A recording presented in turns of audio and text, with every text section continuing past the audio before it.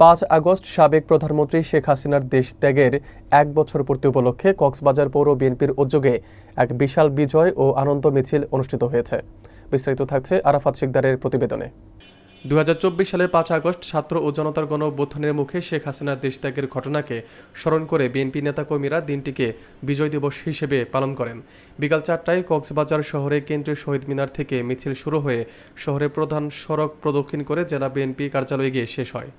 মিছিলে কক্সবাজার পৌর বিএনপির 12 নম্বর ওয়ার্ড দক্ষিণ শাখার সাংগঠনিক সম্পাদক ও কারা নির্যাতিত সাবেক ছাত্রনেতা নাসির উদ্দিন সহ ছাত্রদল, যুবদল, স্বেচ্ছাসেবক দল, শ্রমিক দল, তাঁতি দল ও বিএনপির অঙ্গ সংগঠনের নেতাকর্মীরা অংশগ্রহণ করেন।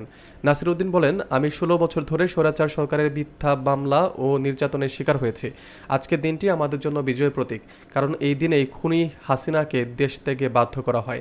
মিছিল শেষে শহীদদের আত্মার মাগফিরাত কামনা করে দোয়া অনুষ্ঠিত হয়। হয়েছিল সেই উপলক্ষে আজকে 1 বছর বর্ষপূর্তি উপলক্ষে আজকে আমরা পৌর বিএনপি কাজল ভাইয়ের নেতৃত্বে আমরা আজকে র্যালি বের করেছি।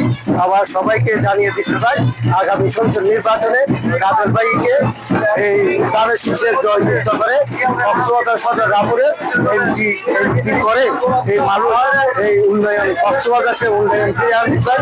সেই হিসেবে আজকে সারা কক্সবাজারে জানিয়ে দিতে চাই, কক্সবাজারের মাটি কাজল ভাইয়ের কাটি।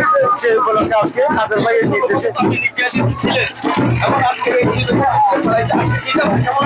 হ্যাঁ, আমি 16 বছরে যে মামলা খেয়েছি, এই মামলা খাওয়ার পরে যে নির্যাতিত হয়েছি, কারা বুক করেছি, তার কারণে আজকে ওই জিনিসগুলো আমার থেকে অনেক আনন্দ লাগতেছে। এই আনন্দের বিনিময়ে আমি আল্লাহর কাছে প্রধান পাকুল আলমীর কাছে শুকরিয়া করি, এই আনন্দটা যেন সারা জীবন উদযাপন করতে পারি।